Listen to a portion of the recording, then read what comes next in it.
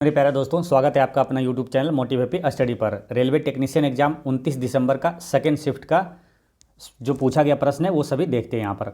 तो पहला क्वेश्चन है कि अगर m द्रव्यमान पर पिंड का गुरुत्वाकर्षण बल कैपिटल G है तो 4m पर गुरुत्वाकर्षण बल का मान क्या होगा। यानी कि इसका गुरुत्वाकर्षण बल का मान क्या होता है, पहले ये फॉर्मूला लिखेंगे तो आसानी से बन जाएगा। इसका फॉर्मूला क्या होता है, m1 इंटू m2 बटा डी स्क्वायर। ठीक है। अब यदि बोला है कि m की जगह क्या करते हैं 4m कर देते हैं, 4 गुना करेंगे तो पूरा ये जो बल है ना, ये F बराबर होता है G कांस्टेंट होता है ना, F बराबर बल बराबर होता है G इंटू ये। ठीक है। तो वे बोला कि m को 4 गुना करेंगे तो ये क्या है, m को 4 गुना करेंगे तो ये बल भी 4 गुना हो जाएगा। ठीक है। ये क्या समानुपाती होता है तो ये पूरा 4 गुना करेंगे तो 4 गुना हो जाएगा। m1 है इंटू m2 है तो इसमें 4 गुना करेंगे तो 4 गुना ही इसका करेक्ट आंसर हो जाएगा। ठीक है। तो कैपिटल G से लगातार मान क्वेश्चन इससे पूछा जा रहा है। एक बार पूछ लिया था।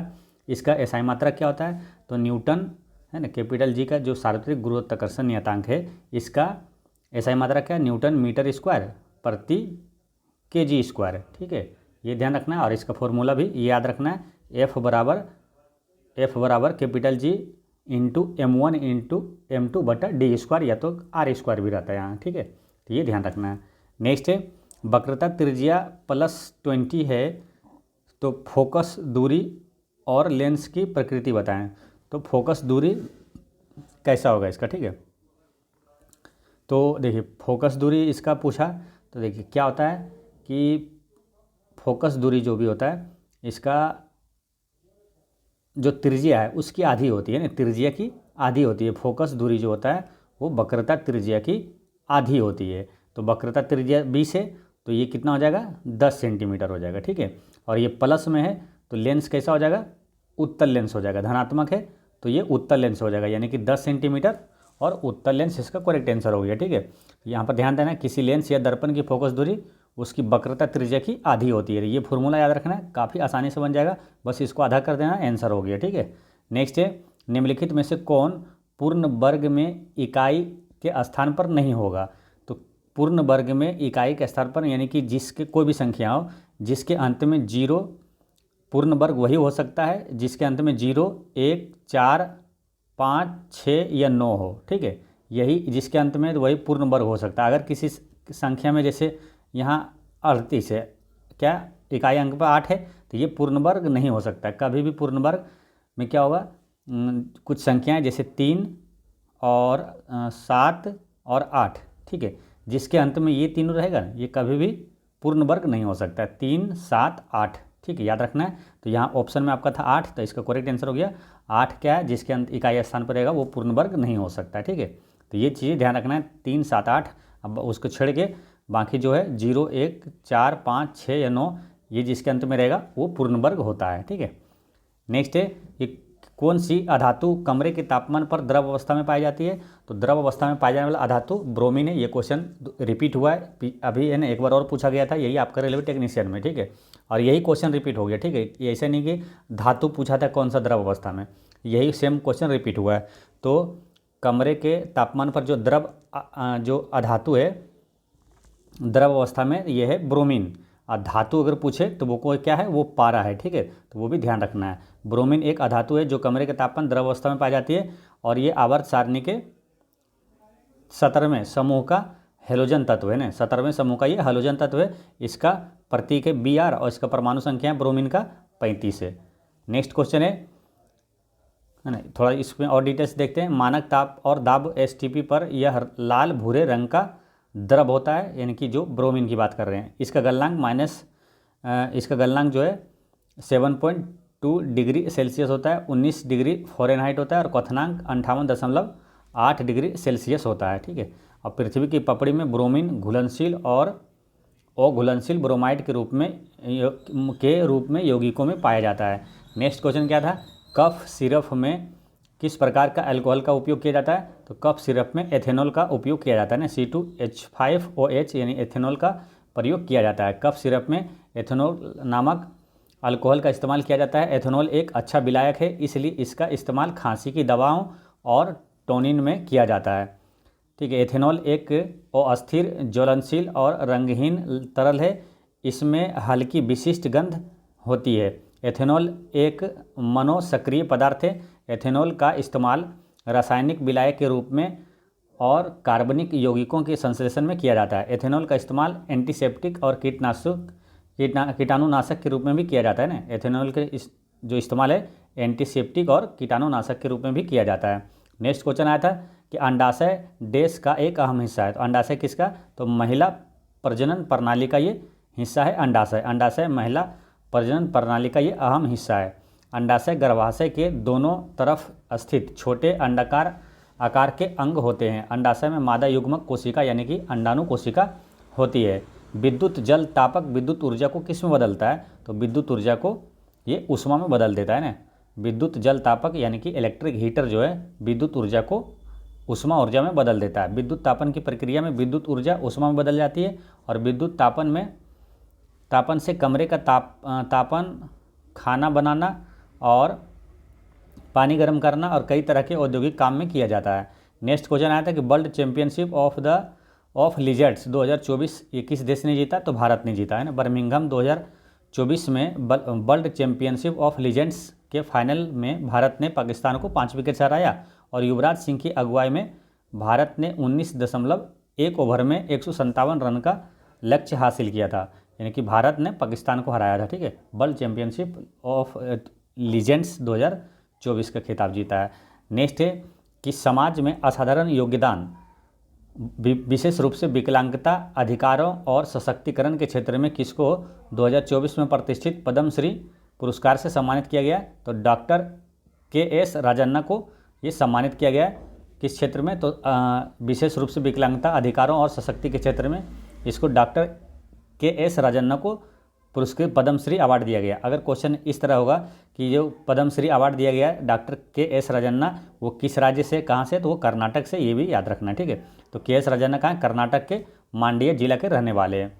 नेक्स्ट है दृढ़ ऊतक किस में पाया जाता है? दृढ़ ऊतक पौधों में पाया जाता है। ठीक है। दृढ़ ऊतक पौधों में पाया जाता है। यह पौधों की बाहरी भागों में रक्षात्मक ऊतक के रूप में काम करता है। दृढ़ ऊतक मृत कोशिकाओं से मिलकर बना होता है। जैसे कि आपका ये स्क्लेरेंकाइमा, ये क्या है? दृढ़ ऊतक है ये।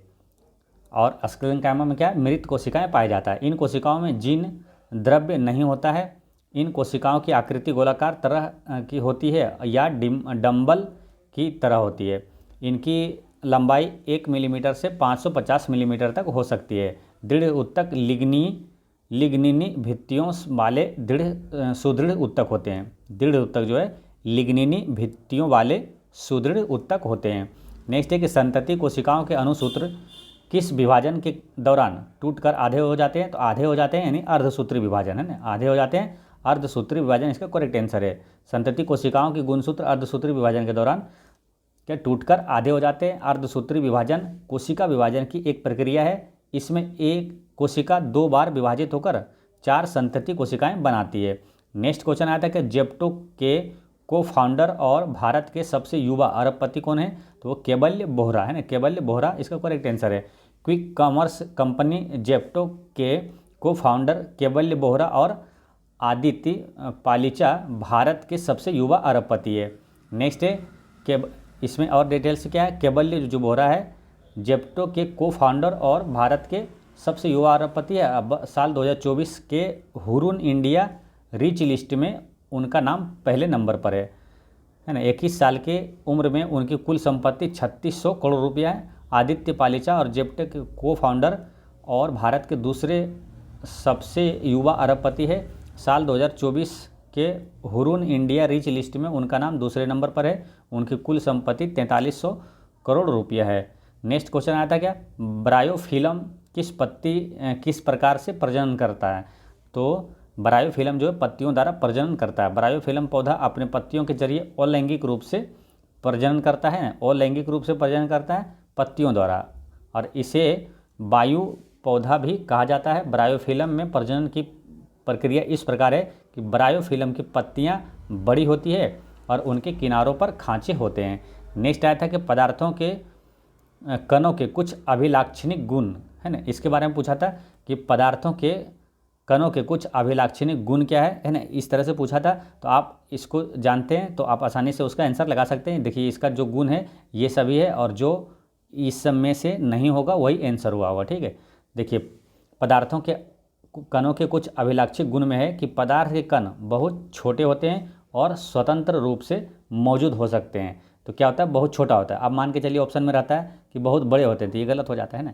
तो ये सही क्या है, पदार्थ के कण जो है बहुत छोटे होते हैं, पदार्थों के कणों के बीच रिक्त स्थान होता है, और पदार्थ के कण लगातार गतिशील होते हैं, पदार्थ के कण एक दूसरे को आकर्षित करते हैं, तापमान बढ़ने पर कणों की गति बढ़ जाती है, और पदार्थ के कणों की गति अनियमित होती है। पदार्थ के कणों के बीच आकर्षण बल काम करता है जो इन्हें आपस में जोड़कर रखता है। ये हुआ पदार्थ के गुण ये सब। नेक्स्ट क्वेश्चन आया था कि इनमें से कौन संतृप्त नहीं है ना। चार ऑप्शन दिया था, C2H6, C3H8, C4H10 और C3H6। कौन संतृप्त नहीं है, ठीक है। तो संतृप्त इसमें कौन सा नहीं है ये आपको बताना था। तो इसका करेक्ट आंसर है C3H6, ये जो है संतृप्त नहीं है। ठीक है, संतृप्त ये नहीं है। देखिए इसमें क्या है मालूम, इसमें अगर इसको देखिएगा, देखिए ये क्या है, C2 है ना, C2H2N+2। देखिए इस पे आइए, देखिए C2 है ना, C पे 2 लिखा है, तो H2N यानी कि ये दो जो है 2, 2 दूनी 4, देखिए ना 4 अब +2 6, तो है ना H6 हुआ। ठीक है, तो ये किसका सूत्र है, ये है ये है एल्केन का, है ना, ये है एल्केन। और एल्किन का क्या होता है, CN है ना, CnH2n एल्किन होता है, और एल्काइंस क्या होता है, CnH2n-2 होता है। ठीक है, तो यहाँ ये किस पे है, तो ये जो एल्केन में है वो संतृप्त है। यहाँ से ये पकड़ में आ रहा है, जैसे यहाँ देखिए ये भी 3 दूनी 6 दूनी 8 है, 3 दूनी 6 +2 यानी कि एल्केन है, 4 दूनी 8 +2 ये भी एल्केन का समूह का है। और ये देखिए 3 दूनी 6, इसमें ये 3 दूनी 6 अगर करते हैं तो CN और H2N है, ये है किसका, तो N और ये दुगना कर दिया यानी कि ये है एल्किन का, यानी कि एल्केन समूह का जो है वो संतृप्त है। ठीक है, यहाँ से आप पूरा अच्छे से समझ सकते हैं। ठीक है, तो ये इसमें से क्या हुआ कि C3 जो है डायरेक्ट जो गुना सिंपल है CN2N, तो ये CnH2n, तो ये संतृप्त नहीं है। ठीक है, C3H6 जो इसका करेक्ट आंसर हुआ था। ठीक है, अब यहाँ भी समझिए, देखिए C3H6 और C2H2, C2H6 और C3H8 और C4H10 में C3H6 और C2H2 ये असंतृप्त हाइड्रोकार्बन है। ठीक है, तो जो एल्केन का यानी कि जो दुगुना करके +2 है, जैसे 3 दूनी 6 ये नहीं है। ठीक है, ये भी नहीं है, ये देखिए, और ये 2 दूनी 4 +2 ये है दुगुना करके +2, तो ये संतृप्त हाइड्रोकार्बन है। इसमें भी देखिए 3 दूनी 6 +2 8 ये भी है, 4 दूनी 8 +2 ये भी है। ठीक है, तो ऐसे बेसिक नॉलेज समझ जाते हैं तो आपको कुछ भी दे कभी भूलेंगे नहीं, आसानी से टिक भी करेंगे। ठीक है, तो ये सब क्या है, जो गुना 2 +2 है वो संतृप्त हाइड्रोकार्बन है, और जो नहीं है वैसा जैसे कि C3H6 ये क्या है, असंतृप्त हाइड्रोकार्बन है, और C2H2 क्या है, ये भी असंतृप्त हाइड्रोकार्बन है। समझ गए। ठीक है, तो और बाकी जो है जो गुना 2 +2 हो जा रहा है वो संतृप्त हाइड्रोकार्बन है। ठीक है, संतृप्त हाइड्रोकार्बन की बात करते हैं। फिर समझिए यहाँ कि जिनमें कार्बन परमाणु एक दूसरे कार्बन परमाणु से एकल बंध से जुड़े होते हैं, इनमें से एक कार्बन परमाणु पर अधिकतम संख्या में हाइड्रोजन परमाणु होते हैं। C2H6, C3H8 और C4H10 ये संतृप्त हाइड्रोकार्बन है। असंतृप्त हाइड्रोकार्बन जिनमें कार्बन परमाणु एक दूसरे से दोहरे या तिहरे बंध से जुड़े होते हैं, ये असंतृप्त हाइड्रोकार्बन कहलाता है। C3H6 और C2H2 ये क्या है, असंतृप्त हाइड्रोकार्बन है। नेक्स्ट है तनी हुई स्प्रिंग में कौन सा ऊर्जा होता है। तो आपको लगातार जो एनालिसिस देख रहे हैं आपको कई बार बता चुके हैं, यही रेलवे टेक्नीशियन एग्जाम जो चल रहा है इसी में 2-3-4 बार आपको हम बता दिए। जब भी आता था क्वेश्चन इससे रिलेटेड आपको बताते थे कि स्थितिज ऊर्जा गतिज ऊर्जा, जब भी कोई चीज़ खींचा हुआ रुका है तो वो क्या हो गया, स्थितिज ऊर्जा हो गया। जैसे खींचा हुआ रबर, तनी हुई स्प्रिंग है ना, तो ये सब क्या हुआ, अस्थिर ऊर्जा होगा। और जो गति में रहेगा ना, तो वो अगर पूछेगा जैसे चलता हुआ गोली, दौड़ता हुआ घोड़ा, है ना, बहता हुआ पानी, तो ये सब में गतिज ऊर्जा है। जो चलता रहेगा वो गतिज ऊर्जा है, ठीक है, तो ये ध्यान रखना है। गतिज ऊर्जा और अस्थिर ऊर्जा, ये दोनों का योग क्या कहलाता है? यांत्रिक ऊर्जा होता है, ठीक है। और अस्थिर ऊर्जा जो होता है, गिरते हुए पिंड जो होता है, उसका गतिज ऊर्जा का सूत्र होता है mgh। और ये अस्थितिज ऊर्जा का सूत्र है ना, गतिज ऊर्जा का सूत्र होता है हाफ mv², गतिज ऊर्जा, ठीक है। नेक्स्ट है, साल 2023 के हॉकी इंडिया अवार्ड्स में किस खिलाड़ी को साल का सर्वश्रेष्ठ खिलाड़ी चुना गया है? तो हार्दिक सिंह और सलीमा टेटे को चुना गया है ना, हॉकी इंडिया अवार्ड्स में साल 2023 का, ठीक है। सर्वश्रेष्ठ खिलाड़ी का पुरस्कार मिला है हार्दिक सिंह और सलीमा टेटे को। नेक्स्ट है, जड़ के शीर्ष पर कौन सा उत्तक पाया जाता है? तो शीर्षस्थ विभोज्योतक उत्तक पाया जाता है। नेक्स्ट क्वेश्चन आया था क्या? एथेनॉल को जब 443 केल्विन तापमान पर आधिक्य सांद्र सल्फ्यूरिक अम्ल के साथ गर्म करने पर एथेनॉल का निर्जलीकरण होकर क्या बनता है? तो एथीन बनता है। इसका करेक्ट आंसर हो गया एथीन। नेक्स्ट है, एथीन या तो एथिलीन में कार्बन की संयोजकता कितनी होती है? एथीन या एथिलीन में कार्बन की संयोजकता 4 होती है। नेक्स्ट आया था क्या? 80 लीटर के मिश्रण में दूध और पानी का अनुपात 3:1 है, तो इसमें दूध की मात्रा कितनी है? तो सिंपल जब अनुपात में रहें तो इसको जोड़िए, 3 है कितना हुआ? 4, तो अनुपात 4 का मान कितना है? 80। तब इसको 4 से काटेंगे तो अनुपात 1 का मान कितना आ गया? 20, ठीक है। अब जो पूछेगा बता देना है। दूध है 3 और पानी है 1, तो पूछा दूध का, तो 20 या 60 इसका करेक्ट आंसर हो जाएगा, है ना। 3 से गुना कर देना है। दूध पूछा 3 से, इसमें 3 में गुना कर दिए, और पानी पूछता तो 20 हो जाएगा। नेक्स्ट है, निसार के कार्य क्या है? निसार क्या है? पहले तो ये भी महत्वपूर्ण अपने आप में हो जाता है। निसार क्या है? तो ये नासा और इसरो का ये संयुक्त ये अभियान है, ये नासा और इसरो का, ठीक है। और इसका फुल फॉर्म क्या होता है निसार का? निसार का फुल फॉर्म होता है NASA ISRO synthetic aperture radar. Mission के कई काम हैं जो कि यहाँ पर देख सकते हैं ना, और जो कार्य है यहाँ पर देखते हैं, तो जो ऑप्शन में जो गलत रहेगा वो आसानी से आप सेलेक्ट कर सकते हैं। तो पृथ्वी के सतह पर होने वाले बदलावों की निगरानी करना ये निसार का काम है।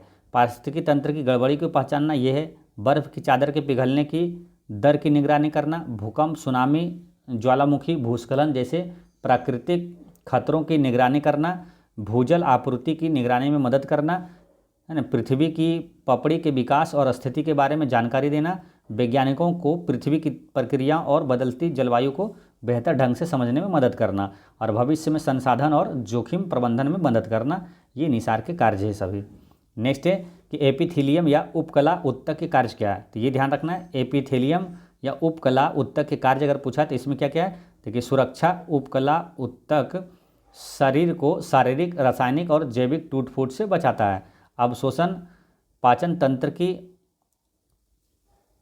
तंत्र की परत में उपकला उत्तक पदार्थों को अवशोषित करता है। ये सब एपिथेलियम का कार्य है, ठीक है।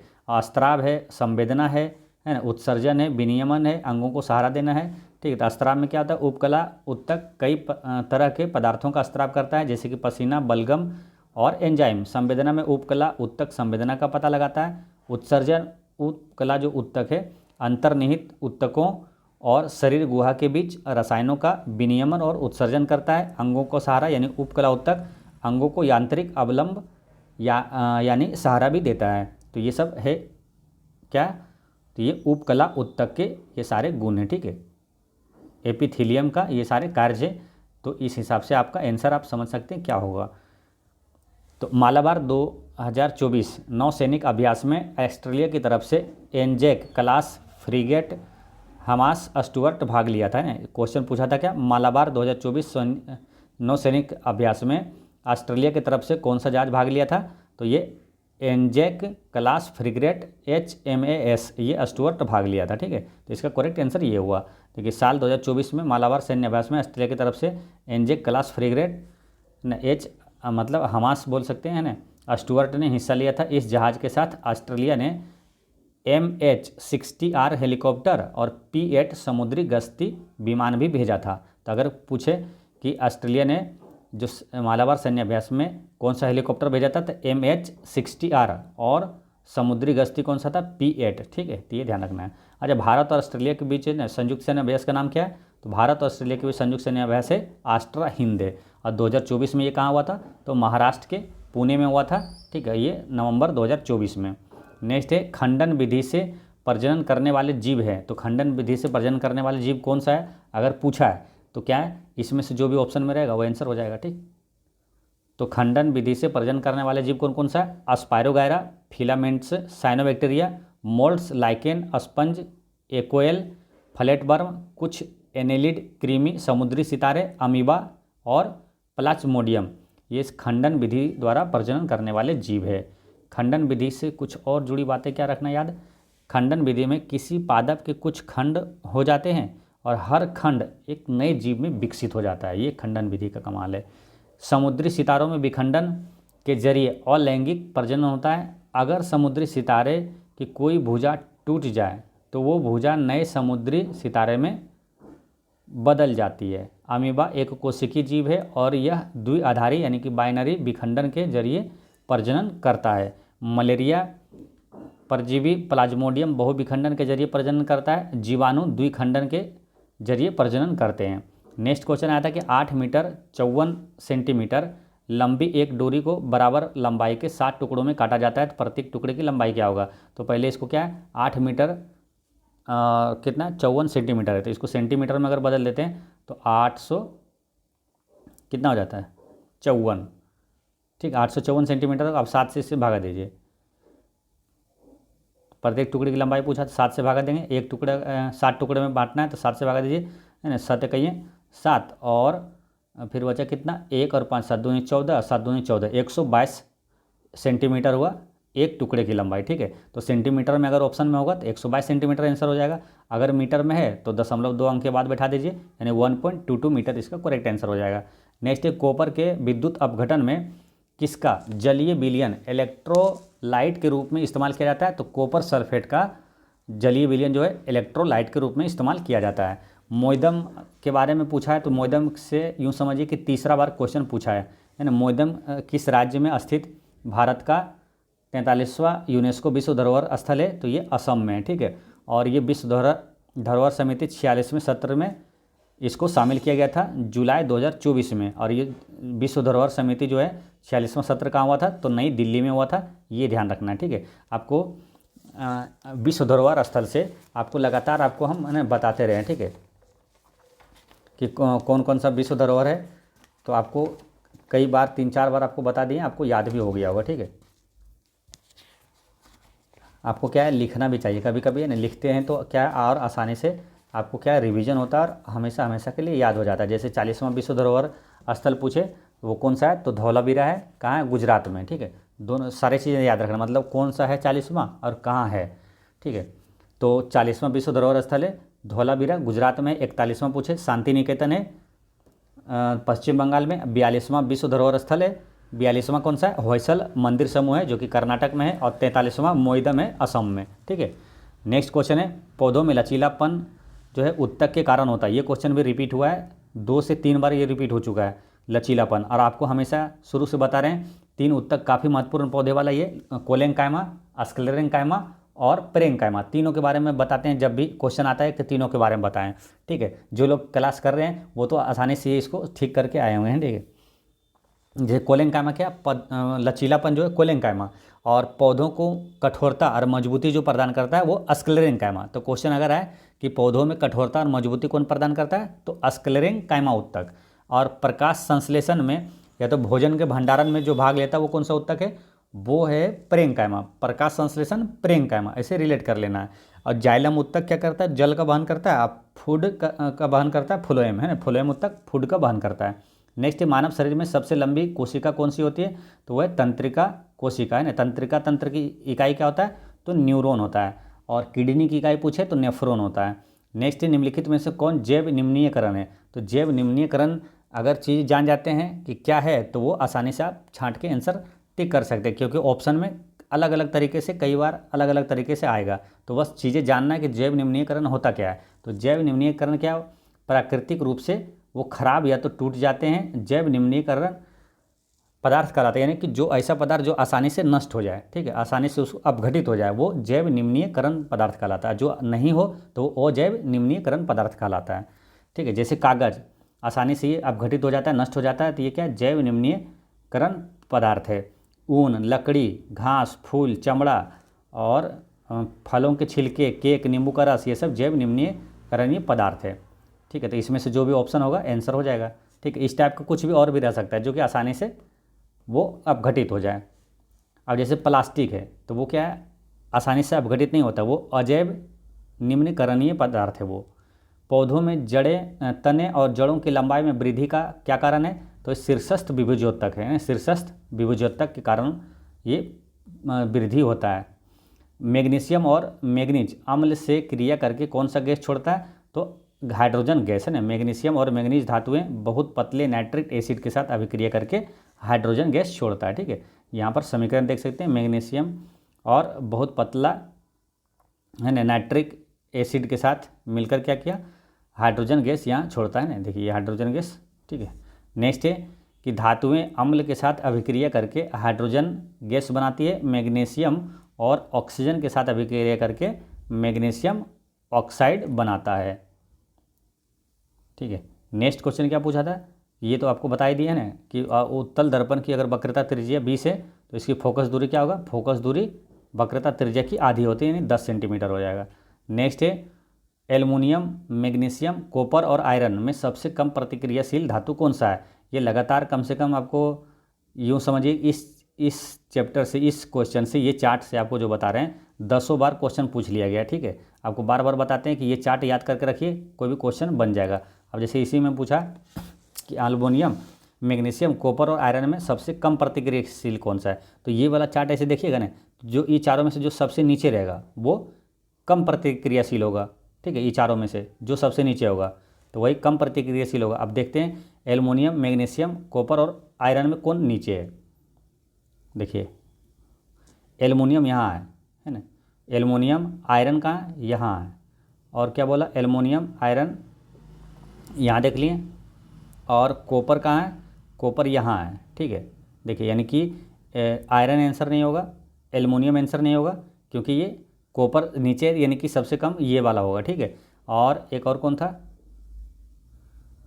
एल्युमिनियम, मैग्नीशियम, मैग्नीशियम भी देखिए यहाँ ऊपर है, मैग्नीशियम कहाँ, यहाँ है, यानी कि सबसे कम प्रतिक्रियाशील कौन सा हो गया, कॉपर हो गया ना, तांबा हो गया। ठीक है, तो ये चार्ट याद रखना है, सबसे मोस्ट रिएक्टिव जो है ऊपर है और लिस्ट रिएक्टिव नीचे है, यानी कि सबसे अधिक क्रियाशील धातु जो है ऊपर है, सबसे कम है नीचे वाला। ठीक है, तो ये वाला चार्ट आपको याद रख लेना है ना। पोटेशियम ऐसे ही रट जाना एकदम, potassium, sodium, calcium, magnesium, aluminium, carbon, zinc, iron, tin, lead, hydrogen, copper, silver, gold और प्लेटिनम सबसे नीचे है। इसी में पूछ लेता है ना कि सबसे कम या तो मुक्त अवस्था में पाया जाने वाला धातु कौन सा है, तो मुक्त अवस्था में जो नीचे रहेगा है ना, जो जैसे सिल्वर, गोल्ड, प्लेटिनम। और जो मुक्त अवस्था में नहीं पाया जाता है जैसे ये पोटेशियम, सोडियम। एक बार ऐसे ही क्वेश्चन कई बार आता है कि सबसे अधिक क्रियाशील धातु कौन सा है, सबसे अधिक में पोटेशियम है सबसे ऊपर।